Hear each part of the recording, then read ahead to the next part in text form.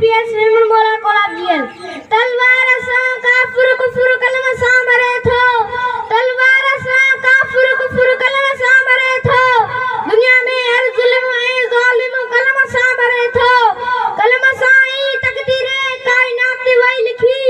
कलमा सा ही तकदीर कायनात वही लिखी जो मात न खाए तलवार सा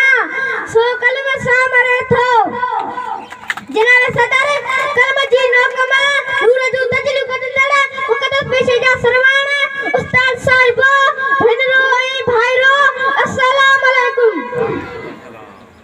जनाब सदर जदे हक है ना कजे विच में जंग लगी है त जीत हमेशा कलमा वारन जीतिया है उन लाए जो तलवार सा काफर मरंदो है ए कलम कुफर जो पाड़ू जड़ खा उखाड़ींदो है हा जनाब आला तलवार जेल मारी दिया है त कलम